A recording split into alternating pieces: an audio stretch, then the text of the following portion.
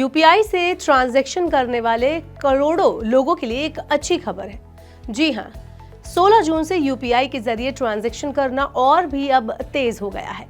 भारतीय राष्ट्रीय भुगतान निगम यानी एनपीसीआई ने पेमेंट के लिए अब प्रोसेस टाइम को घटाकर 10 सेकंड कर दिया है।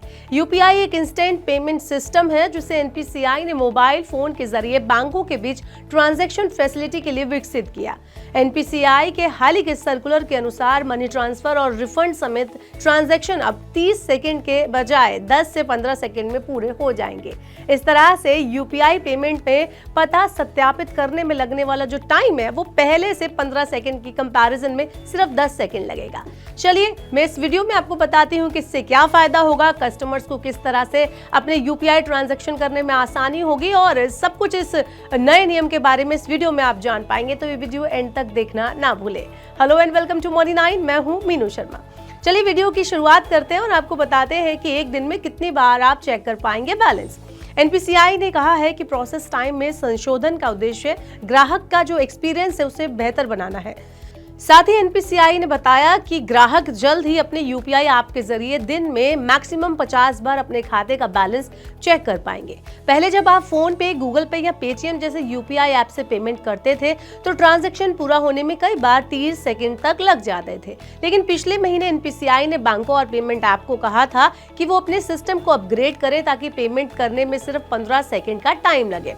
एनपीसीआई ने कुछ टेक्निकल चीजें बदली हैं जो एपीआई यानी एप्लीकेशन प्रोग्रामिंग इंटरफेस से जुड़ी है। इजी लैंग्वेज में अगर मैं आपको इसको बताऊं तो ये वो सॉफ्टवेयर सिस्टम है जो आपका पेमेंट एक बैंक से दूसरे बैंक तक पहुंचाते हैं। इतना ही नहीं, यूपीआई से जुड़े हाल ही में कई चेंजेस हुए हैं।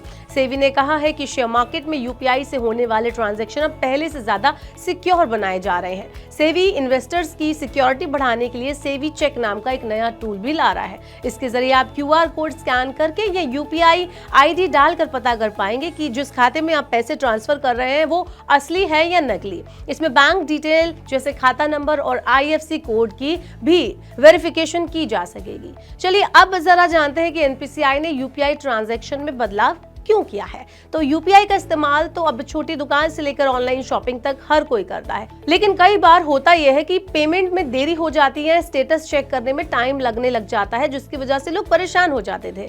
एनपीसीआई चाहता है कि यूजर्स को और बेटर एक्सपीरियंस मिले, साथ ही ट्रांजैक्शन फेल होने की जो कंप्लेंट्स हैं वो भी कम आए।